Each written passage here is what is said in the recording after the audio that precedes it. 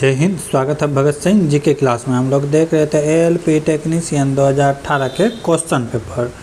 आज देखेंगे 30/8/2018 के थर्ड शिफ्ट के क्वेश्चन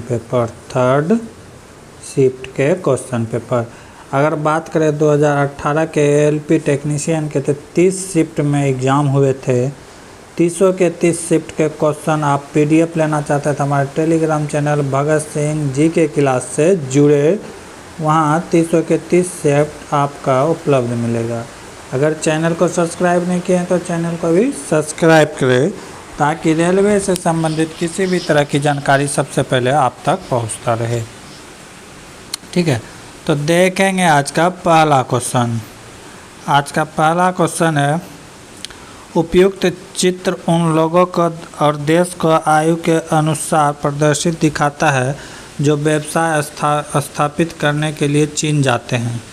कह रहा है कि अगर किसी दिए गए वर्ष में कुल 5 लाख लोग चीन गए तो 40 वर्ष से अधिक आयु वाले अमेरिकी नागरिक की संख्या कितनी है जो चीन गए। यहाँ पे दिया हुआ है कि कितना आदमी चीन गए थे, तो बिलो 20%, 60%, ठीक है, 20 से 40% उम्र के बीच का 20% और 40 साल से अब 20%। ये लोग कहाँ से आए थे, तो अमेरिका से 60%, ब्रिटिश से 20%, रसिया से 5% और अदर से 20%। तो इसको बनाएंगे किस तरफ देखेंगे। ठीक है, क्या करेंगे, टोटल तो दिया हुआ था कितना, 5 लाख। ठीक है, 5 लाख दिया हुआ था। अब इसमें क्या कर रहा है कि 20% क्या था, 20% से अब यानी कि 20% इसका निकाल देंगे। तो 20% निकाल देंगे तो कितना हो गया, 1 लाख। कितना हो गया, 1 लाख। अब क्या कर रहा है, 1 लाख का ये 20% क्या है, ये अमेरिकन चीनी गए थे। कहाँ गए थे, अमेरिकन। ठीक है, तो 1 लाख का 20% निकाल देंगे तो कितना हो गया, 20,000। कितना हो गया, 20,000। अब कुल अमेरिकन संख्या कितना हो गया, कुल अमेरिकन संख्या कितना था, 5 लाख का कितना परसेंट हो जाएगा, 5 लाख का 60%। तो 5 लाख का 60% कितना हो जाएगा, 00 से 00, ये कितना हो गया, 3 लाख। ठीक है, कितना हो गया, 3 लाख। अब ये 3 लाख का हम निकाल देंगे 20%। ये 3 लाख का क्या निकाल देंगे, 20%। तो 3 लाख इंटू 20/100, 00 से 00 कैंसिल, यहाँ कितना हो जाएगा, 60,000। कितना हो जाएगा, 60,000। राइट आंसर क्या हो जाएगा, 60,000।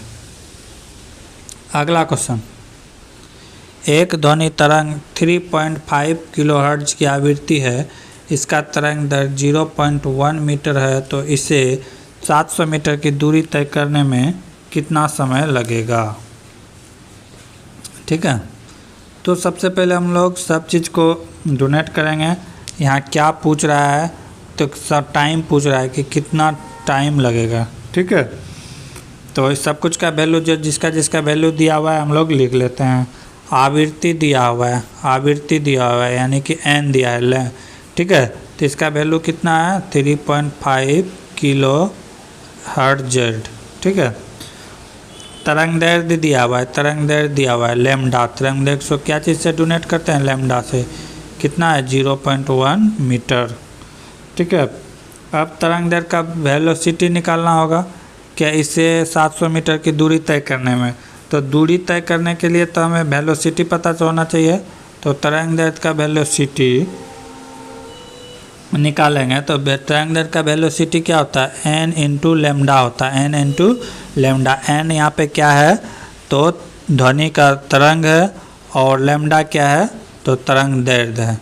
ठीक है, इसी को आप मल्टीप्लाई कर देंगे तो आ जाएगा। n का वैल्यू कितना है, 3.1। ठीक है, और लेमडा का वैल्यू कितना है, 0.1 ये मीटर में है। अगर इसको हम बदल देते हैं, किलो हर्ट्ज में है, अगर हम इसको बदल देते हैं मीटर में तो क्या आएगा, 10 पर पावर 3 से गुना करना पड़ेगा। ठीक है, तो अगर इसको गुना करेंगे तो कितना हो जाएगा, अगर गुना करेंगे तो ये हो जाएगा 350 मीटर पर सेकेंड। वेलोसिटी कितना निकल गया, 350 मीटर पर सेकेंड। ये 10⁻³ कहाँ से आया, तो किलो हर्ट्ज था ना, किलो हर्ट्ज था, तो किलो को बदल दिए, 1 किलो में होता है कितना, 10⁻³ ठीक है, तो यहीं से हमने बदल दिया।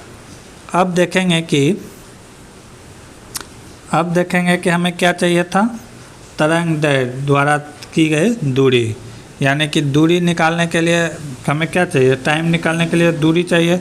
तो यहाँ पे तरंग दैर्घ्य का कितना दूर गया है ये भी बता दिया गया है। तरंग दैर्घ्य की दूरी कितना है, 700 मीटर।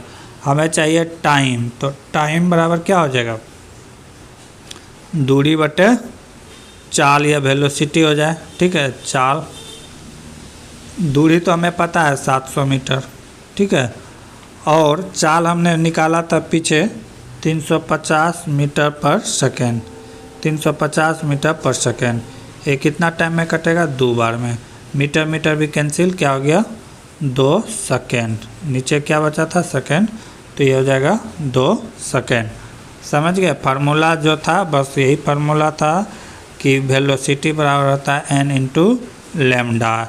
n यहाँ पे क्या है, तरंग दैर्घ्य, लेमडा क्या है, n यहाँ पे क्या है, ध्वनि की तरंग, ठीक है, और लेमडा क्या है यहाँ पे, तरंग दैर्घ्य। तो बस यही फार्मूला में क्वेश्चन को बैठाना था। अगला क्वेश्चन क्या कर रहा है, यदि x की माँ ये हो गया x, इसका माँ, x की माँ y के पिता का, ये y इसका पिता, y के पिता का एकलौती पुत्री है, ठीक है, यानी कि इसका माँ इसका क्या है, पुत्री है। तो y के पति की बहन x की क्या लगेगा, जैसे ये y हो गया तो इसका कोई पति होगा, इसकी बहन इसको क्या लगेगा, ठीक है, तो ये कौन लगेगा, बुआ लगेगा। कौन लगेगा, बुआ लगेगा। माँ की बहन यह क्या लगेगा, बुआ लगेगा। अगला क्वेश्चन, निम्नलिखित को हल करें। अब यहाँ पे सॉल्व करना है, तो पहले इसका काम करेंगे। तो ये कितना हो गया, माइनस इंटू माइनस प्लस, और 7 3 कितना हो गया, 10, ठीक है। 10 से इसमें भाग लगेगा तो कितना टाइम में जाएगा, 4 टाइम में। कितना टाइम है, 4 टाइम में। 4 गुना 6 कितना हो जाएगा, 24, ठीक है। लेकिन 6 के आगे क्या है, माइनस, तो माइनस कितना हो जाएगा, -24 हो जाएगा। 24 भी है आंसर में, -24 भी है, तो राइट आंसर क्या होगा, 24 -24 होगा। -24 क्यों होगा, क्योंकि 6 के आगे क्या है, माइनस है। अगला क्वेश्चन,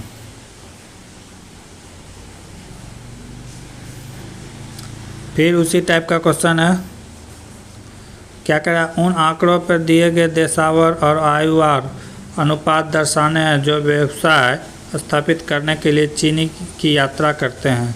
यदि किसी वर्ष दिए गए 5 लाख लोग चीन का दौरा करते हैं तो 20% से कम आयु के चीनी यात्री करने वाले अमेरिकी नागरिक की संख्या कितनी है।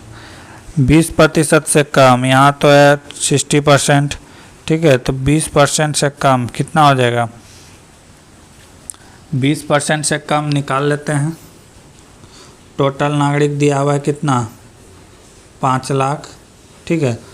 अब यहाँ पे क्या कर रहा है कि 60%, अमेरिकन का आयु कितना है, 60%, तो इसका 60% निकाल देते हैं। ये कितना हो जाएगा, 3 लाख, ठीक है। अब यहाँ से क्या कर रहा है कि इसका 60% जो है वो एबव है, 60% क्या है, वो 20 साल से एबव है, तो ठीक है, बिलो है, ठीक है।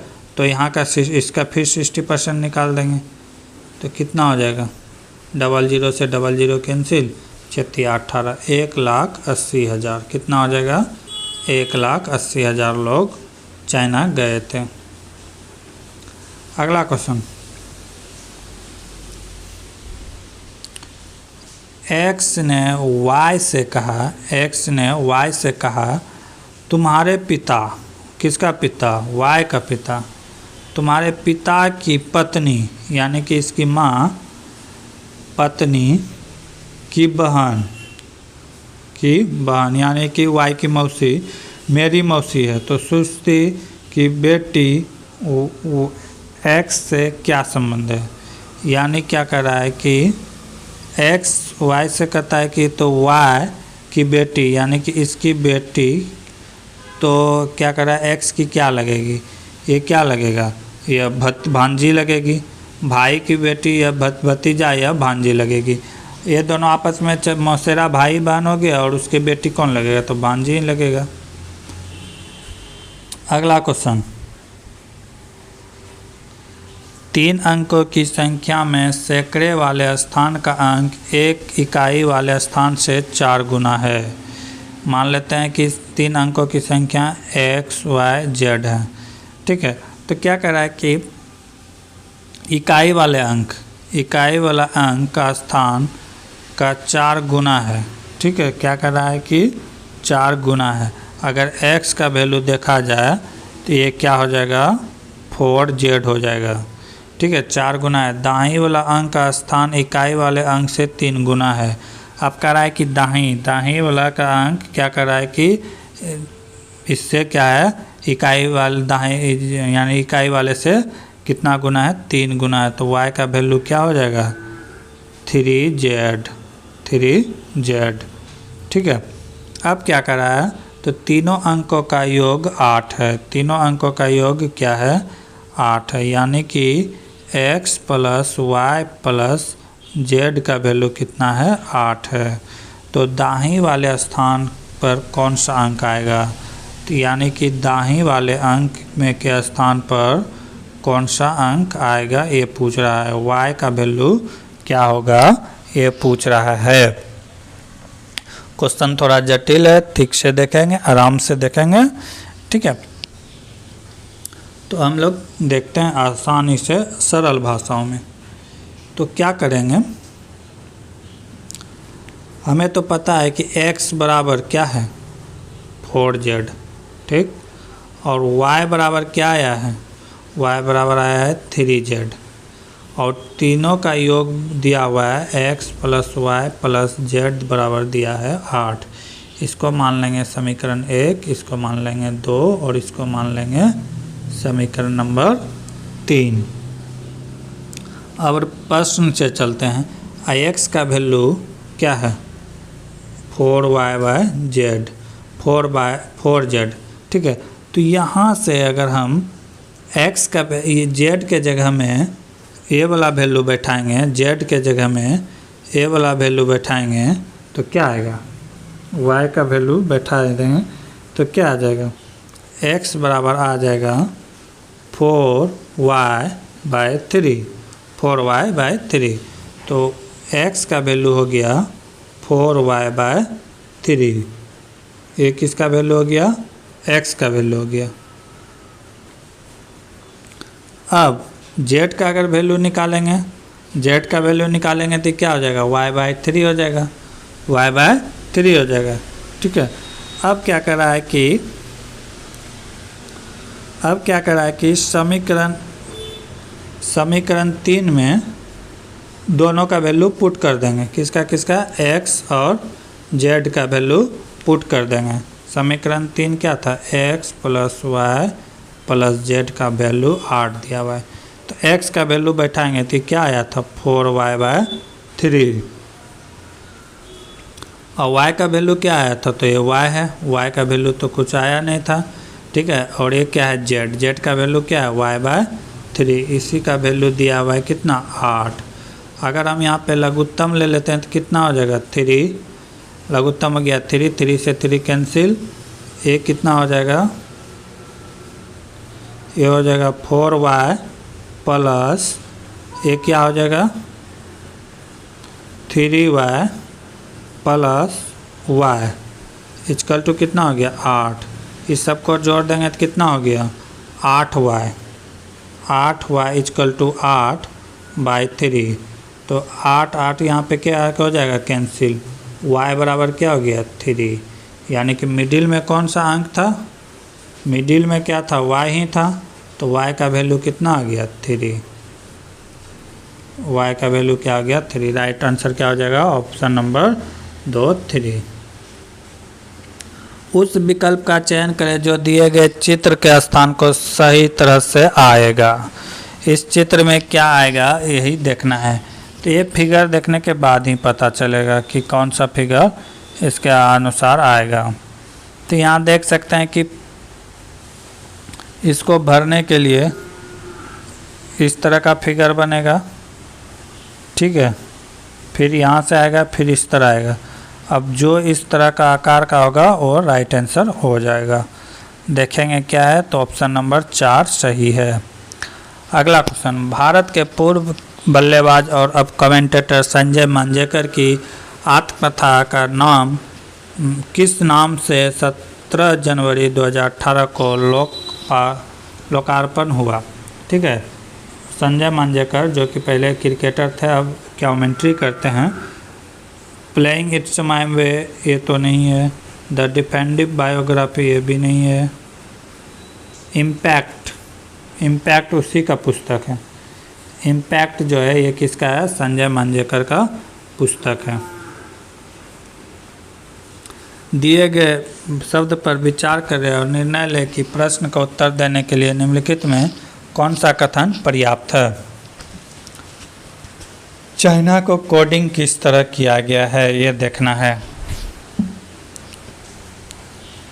चाइना का कोडिंग किस तरह किया गया है? या तो कथन 1 के अनुसार किया गया है या तो कथन 2 के अनुसार किया गया है। ठीक है, तो देखते हैं कि किस तरह चाइना को लिखा गया है, किस तरह कोडिंग किया गया है। तो पहले हम यहाँ से चेक करेंगे क्या लिखा गया है। CHILE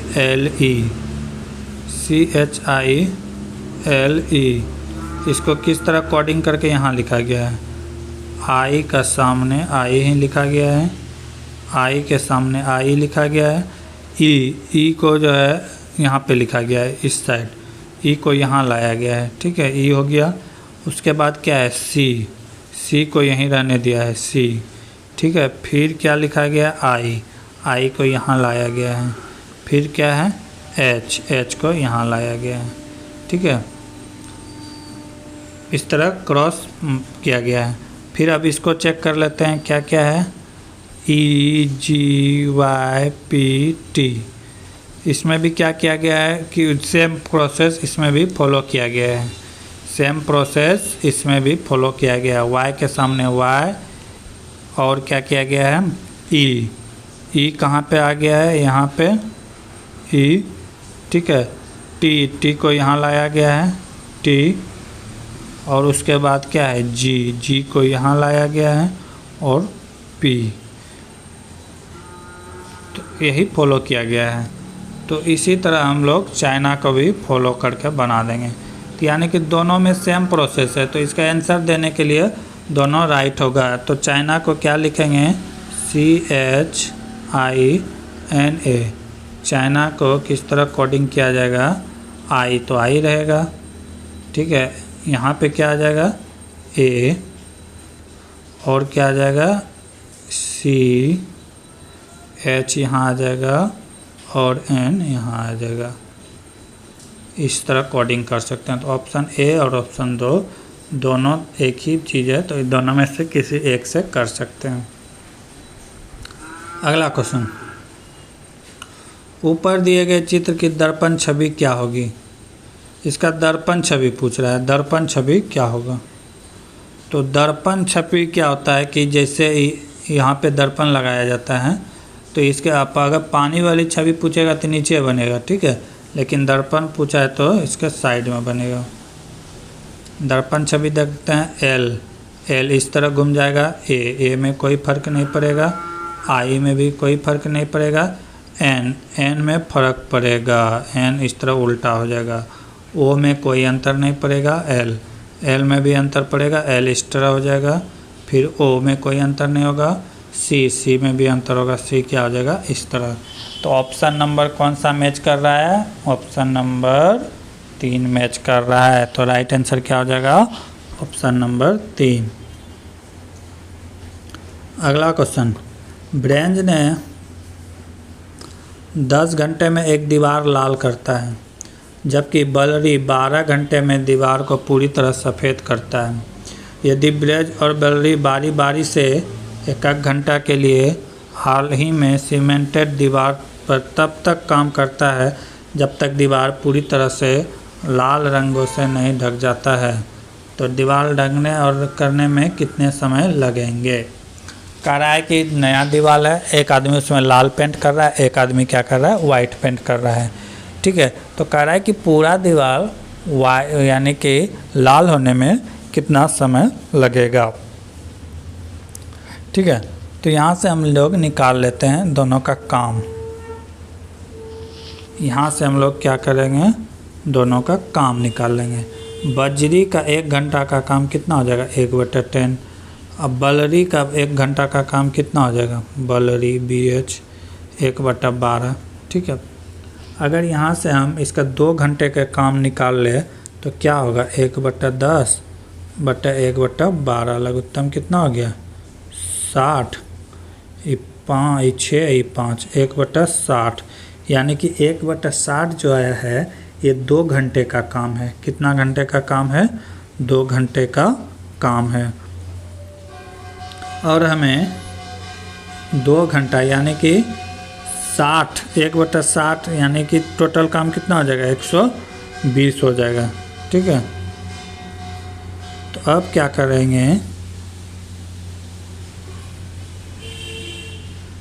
करेंगे, ये तो निकल गया। अब क्या कर रहा है कि 1/60 काम करने के लिए